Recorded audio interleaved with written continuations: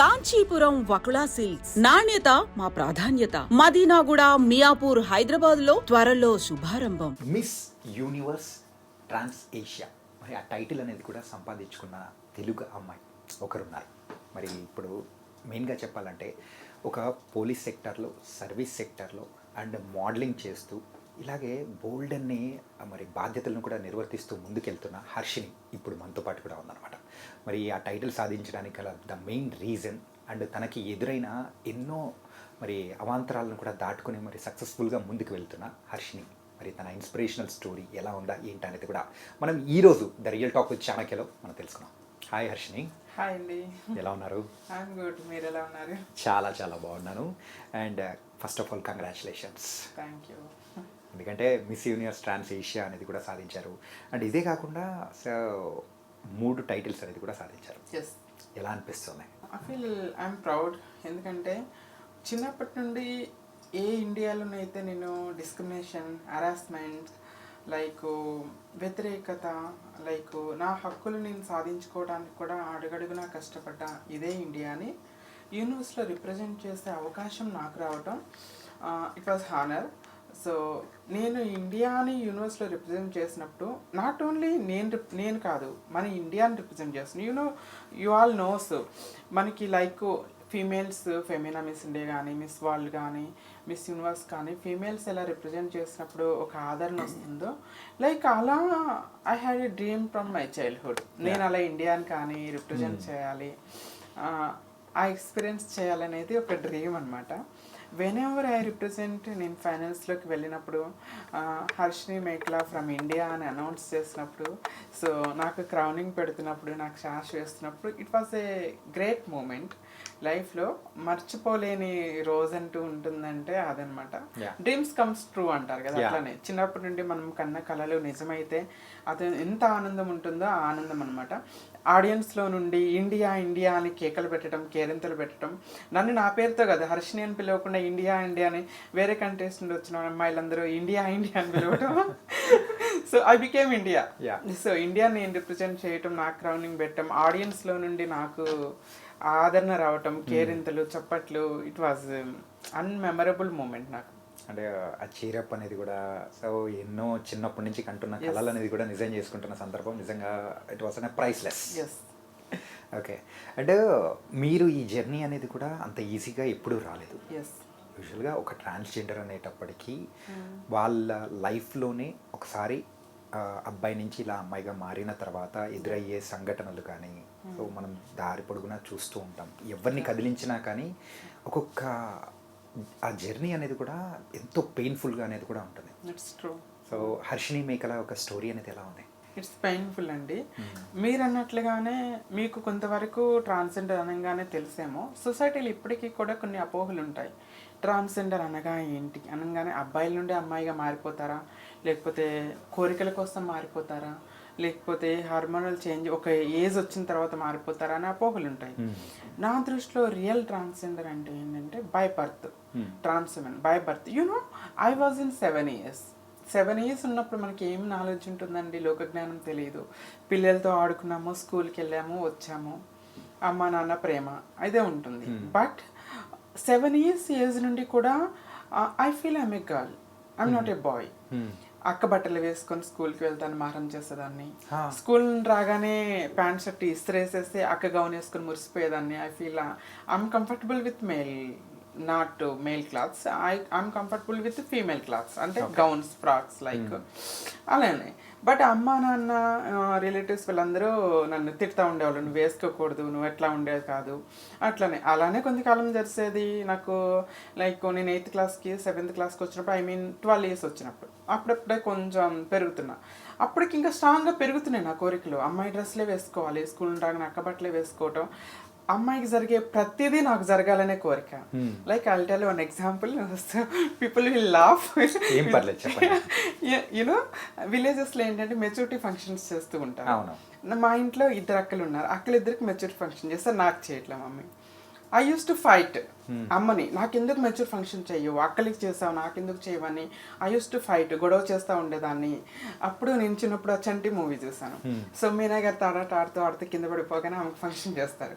Like ఓహో నేను అనుకున్నా, అది తెలిసి తెలియని వయసు, ఓహో నేను కింద పడలేదా అందుకని మమ్మీ నాకు ఫంక్షన్ చేయలేదు. లైక్ అమ్మ దగ్గరికి వెళ్ళి తాడాట ఆడుతూ కింద పడిపోయి అమ్మ నేను కింద పడిపోయి నాకు ఫంక్షన్ చేయ, like this type of things.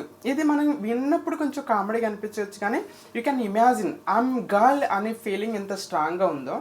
ఆ తర్వాత నుండి అమ్మ అబ్జర్వేషన్ కొంచెం పెరిగింది నాలో. అలాంటివి మెనీ థింగ్స్ హ్యాపెన్స్. స్కూల్ నుండి రావటం, అమ్మ శారీ కట్టుకొని మురుసుకోవటం, అమ్మాయిలతోనే ఉండటం. నేను I'm comfortable with girls only, I'm not comfortable with boys పక్కన కూర్చునేదాన్ని కాదు. బాయ్స్ యూస్ టు నన్ను ర్యాగ్ చేయటము, అవమానించడం ఇలాంటివి చేస్తాను. 7th క్లాస్ నుండి కూడా పిల్లలు నన్ను బాగా ర్యాక్ చేసేవాళ్ళు. నువ్వు అబ్బాయి కాదు అమ్మాయి కాదు, మా పక్కన కూర్చోవద్దు, మూలికెళ్ళి కూర్చో, ఉంది చెప్పు, నువ్వెందుకు అమ్మాయిలా బిహేవ్ చేస్తావు, అమ్మాయిలాగా వాక్ చేస్తావు, అమ్మాయిలాగా మాట్లాడతావు, లైక్ ఇలా నన్ను ర్యాక్ చేసేవాళ్ళు. I use many times I use to say my మదర్కి, అమ్మ నేను స్కూల్కి వెళ్ళను, పిల్లలు ఇలా ర్యాక్ చేస్తున్నారు. యునో ఆ చైల్డ్హుడ్, ఎవరికైనా చైల్డ్హుడ్ అంటే ఇప్పుడు మనం కొన్ని మూవీస్లో చూస్తాం 90s కిడ్స్ చైల్డ్హుడ్ అంటే ఎంత బ్యూటిఫుల్గా ఉంది అనేసి చూస్తూ ఉంటాం. But I'm also 90s kid, but ఆ బ్యూటిఫుల్ మెమరీస్ ఏమీ నా లైఫ్లో లేవు బికాస్ ఆఫ్ మై జెండర్. అబ్బాయిలతో వెళ్తే అలా ఆడుకొనిచ్చేవాళ్ళు కాదు, అమ్మాయిలతో అంటే నేను ఐఎమ్ నాట్ కంప్లీట్ ఫీమేల్ కాబట్టి వాళ్ళు నన్ను అంతగా క్లోజ్నెస్గా ఉండేవాళ్ళు కాదు. నాకు ఒక క్వశ్చన్ మార్క్ ఉండేది చైల్డ్హుడ్లో, నేను అబ్బాయినా నేను అమ్మాయినా, నేను మాత్రమే ఎందుకున్నాను, నేను ఎందుకు అమ్మాయిలతో అబ్బాయిలతో ఇద్దరితో కంఫర్టబుల్గా ఉండలేకపోతున్నాను అని క్వశ్చన్ మార్క్ నాకు చైల్డ్హుడ్ నుండే స్టార్ట్ అయింది. So many things happens. నాకే తెలియని పేర్లతో నన్ను పిలిచేవాళ్ళు, బట్ నన్ను పిలిచి వాళ్ళు ఆనందించుకునే వాళ్ళు, మురుసుకునేవాళ్ళు, 0.5 అని, చెక్క అని, లైక్ డిఫరెంట్ పేర్లతో పిలిచేవాళ్ళు. బట్ నాకు హట్ అవేవి ఇంటికి వచ్చి ఏడ్చుకునేదాన్ని. నేనేం తప్పు చేశాను, ఇలా పుట్టడం నేను చేసిన తప్పు కాదు కదా. లైక్ దేవుణ్ణి, ఇప్పుడు మనకి శివరాత్రి జరిగింది నిన్న, శివుణ్ణి మాత్రం అర్ధనారీశ్వరుడిగా పూజిస్తారు, శిఖండిని పూజిస్తారు, అర్జునుని బృహన్నలుగా మన పురాణాలే చెప్తున్నాయి, అన్నిల్ని దేవుళ్ళుగా పూజిస్తారు. రియాలిటీకి వస్తే మాత్రం ఎక్కిరింతలు, అసహించుకోవటాలు, లేకపోతే చేదరించుకోవటాలు, చిన్న చూపు చుట్టాలు, ఇవి మరి చైల్డ్హుడ్లో అయితే ఇంకా మరీ దారుణమైన హెరాస్మెంట్స్. అంటే ఆ టైంలో మీకు అనిపించిందా ఏంటంటే వాళ్ళు అనడం వల్ల ఇలా అటు సైడ్ వెళ్ళాలని చెప్పేసి అలా వచ్చిందా, లేకపోతే యూజువల్గానే వాళ్ళ ముందు అంటే మీ బిహేవియర్ అలా ఉండేదా? లేదండి, ఎవరు ఏదో అన్నారని జెండర్ని చేంజ్ చేసుకునే అంత ఇదైతే ఉండదు కదా. అంటే మన యాక్టివిటీస్ అనేది కూడా కొన్నిసార్లు పక్కన వాళ్ళకి తెలుస్తుంది, కానీ సెల్ఫ్గా మనకు అనిపించేది కాదు. వాళ్ళు ఒకసారి చూసి అంటే ఇట్లా పాయింట్అవుట్ చేసేటప్పుడు అవునా నిజంగానా అని కొన్నిసార్లు వాళ్ళు నిజం అంటున్నారా అబద్ధం అంటున్నారా అనేది కూడా మనం పట్టించుకోము. అవునా అని చెప్పేసి ఒక ట్రాన్స్లోకి వెళ్ళిపోతాం చిన్నపిల్లల టైంలో. అలా అని నేను అడిగాను ఇది. So I always feel I'm a girl. నాకు జ్ఞాపకం వచ్చిన కాండి టిల్ నౌ ఇప్పటికీ సింగిల్ మినిట్ కూడా నేను అబ్బాయి నేను ఫీల్ అయిన రోజు నా లైఫ్లో లేదు. I'm strongly say I'm a girl అనమాట. యూనో కదా విలేజెస్లో ఎట్లా ఉంటుందంటే ఇంట్లో బౌల్స్ తోమటం, కల్లాపు చల్లటం, ముగ్గులు పెట్టడము, అమ్మ నాన్న పొలం పనికి వెళ్ళినప్పుడు అమ్మ సారీ కట్టుకొని మురుసుకోవటం, మిర్రర్లో నన్ను నేను చూసుకున్నప్పుడు I'm not happy with male dress and mail body అనిపించేది. నాకు ఆ బట్టలు చింపేసి పారిపోవాలి, సో నేను సారీ కట్టుకొని రెక్కలు కట్టుకొని ఎగిరిపోవాలి. So I want to be live like a girl. Right. So అబ్బాయిలాగా నాకు బ్రతకాలనే ఆశ లేదు, కోరిక లేదు, అసహ్యం. యునో కదా, ఒక అమ్మాయికి ఒక అబ్బాయి డ్రెస్ వేసి నువ్వు నటించు అంటే ఎంతకాలం నటించగలదు? నటించలేదు. I'm a girl inside, but I'm acting. రోజు అబ్బాయి డ్రెస్ వేసుకొని యాక్ట్ చేసేదాన్ని. ఆ యాక్టింగ్ చేయలేక, యాక్టింగ్ కొన్ని రోజులు చేస్తాము, కొంతసేపు చేస్తాము, కానీ రోజు చేయాలంటే కష్టం అవుతుంది.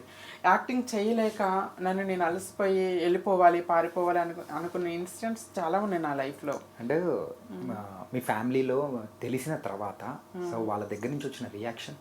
మై మదర్ సపోర్ట్స్ చేస్తారండి, మా ఫాదర్ సపోర్ట్ చేయలేదు.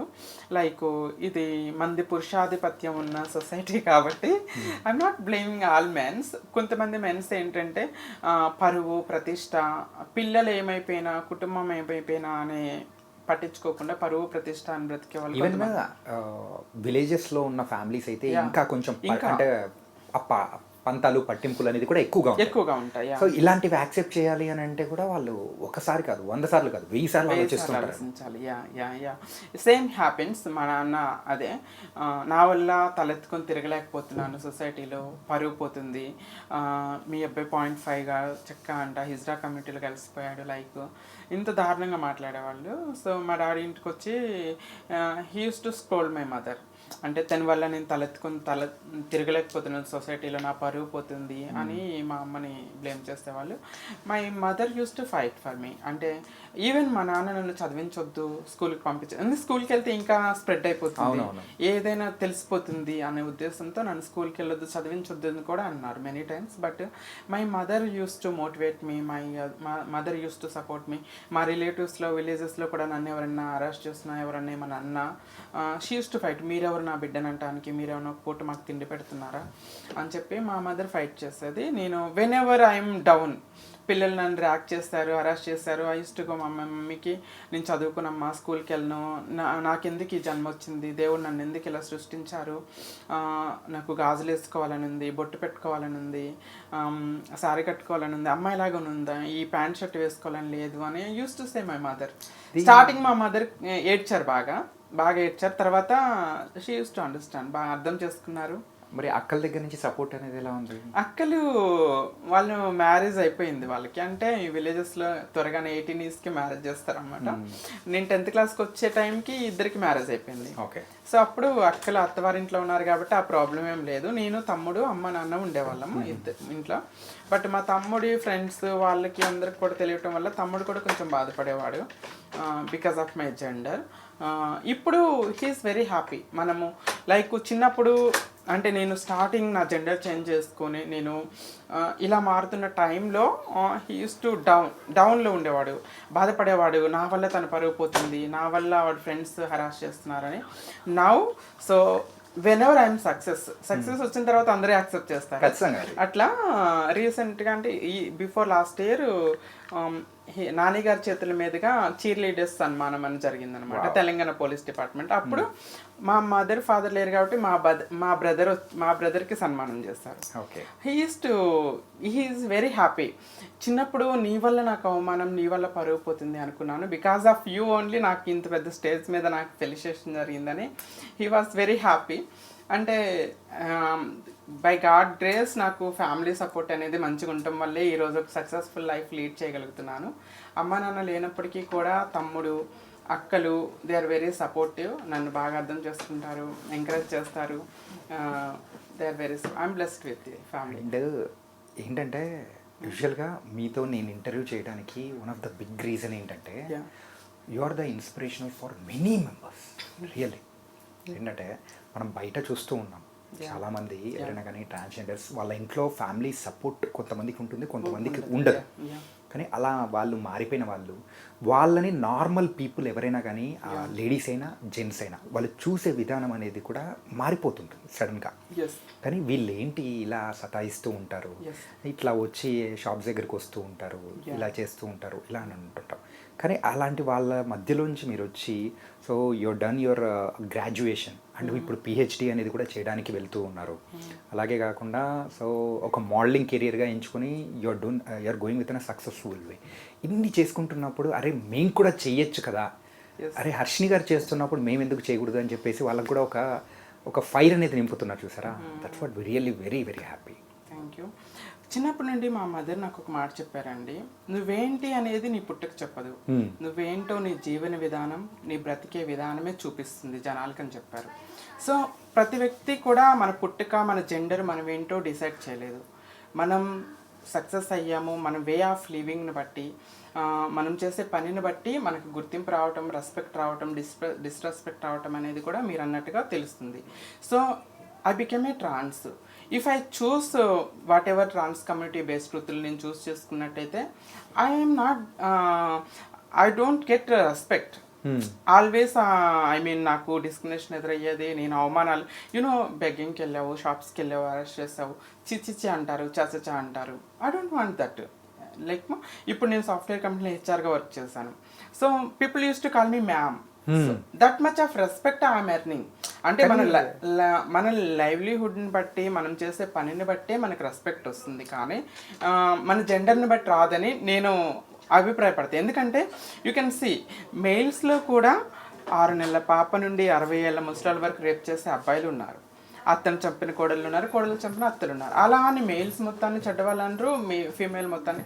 కానీ ఇక్కడ వస్తున్న పాయింట్ ఏంటంటే ట్రాన్స్ కమ్యూనిటీలోకి వచ్చినప్పటికీ they are few people only.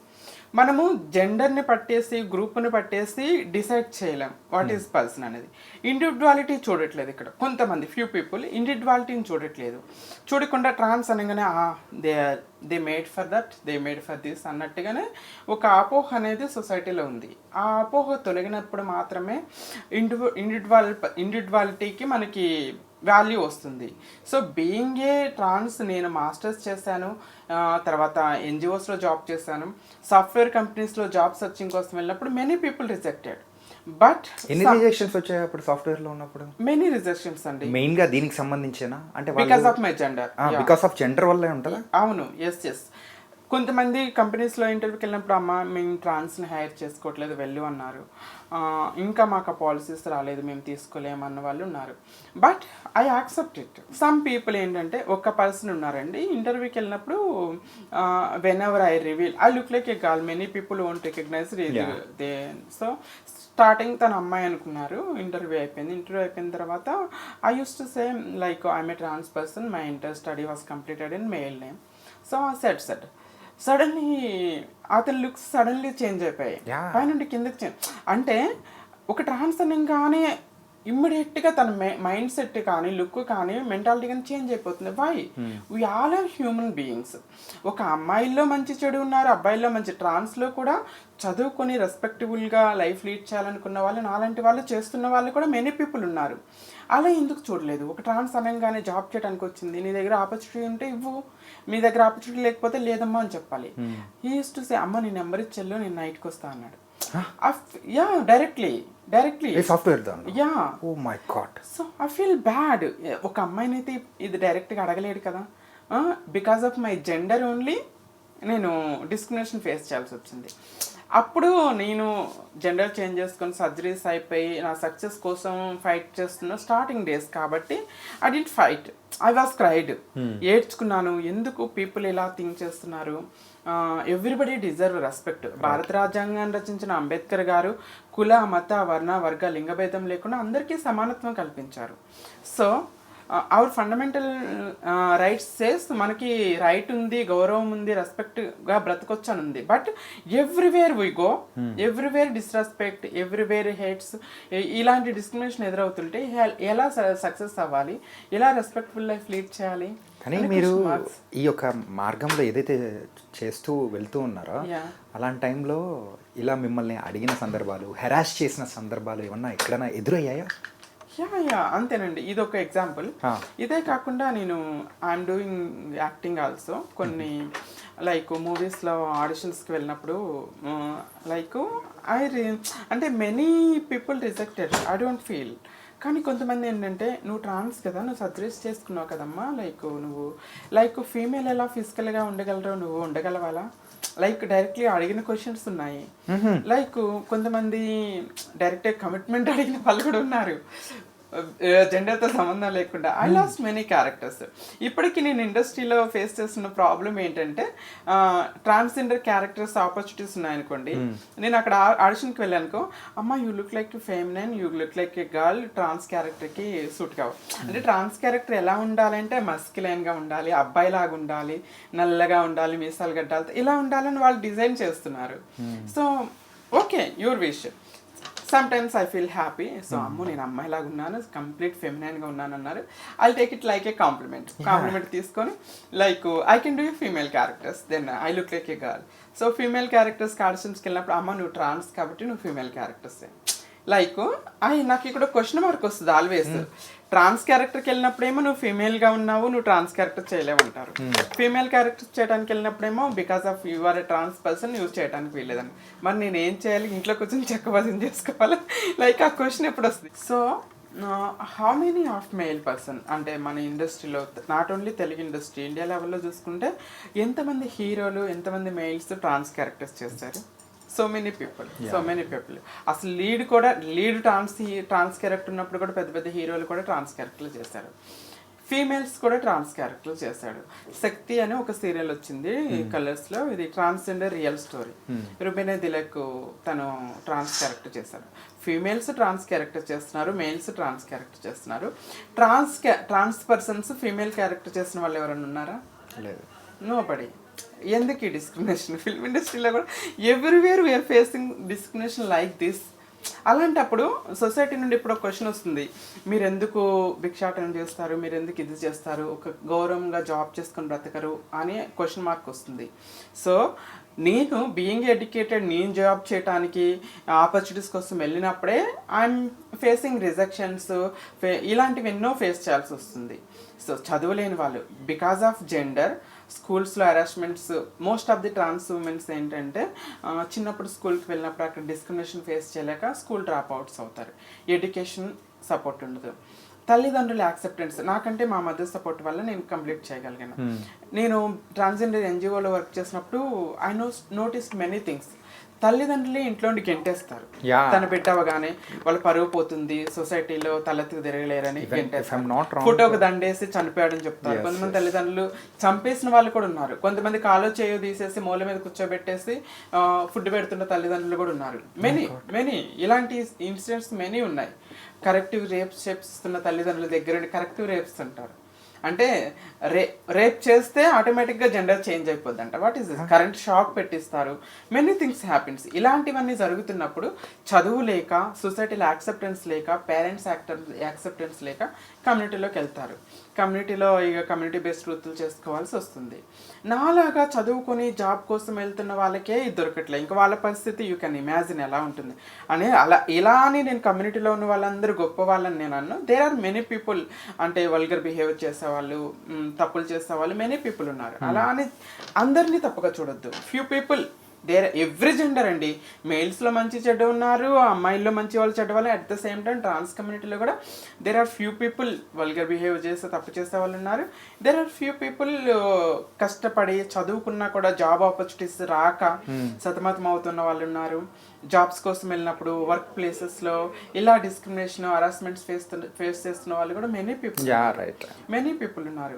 ఇప్పుడు మనకి రెస్పెక్ట్ రావాలి, ఈక్వాలిటీ రావాలంటే చేంజ్ అనేది స్టార్టింగ్ నుండి రావాలి. తల్లిదండ్రుల నుండి మార్పు రావాలి, సొసైటీ నుండి మార్పు రావాలి, వర్క్ ప్లేసెస్ నుండి మార్పు రావాలి. యాక్సెప్టెన్స్ వచ్చినప్పుడు మనకి ఆపర్చునిటీస్ పెరిగినప్పుడే మనకి ఈక్వాలిటీ అనేది వస్తుంది. యూజువల్గా సో అన్ని దగ్గర నుంచి మార్పు రావాలని అంటూ ఉన్నారు, బాగానే ఉంది. కాకపోతే ఏంటంటే మెయిన్గా తల్లిదండ్రులు చూసుకునే దాన్ని తగ్గట్టే మిగతా వాళ్ళందరూ కూడా వస్తున్నాయి.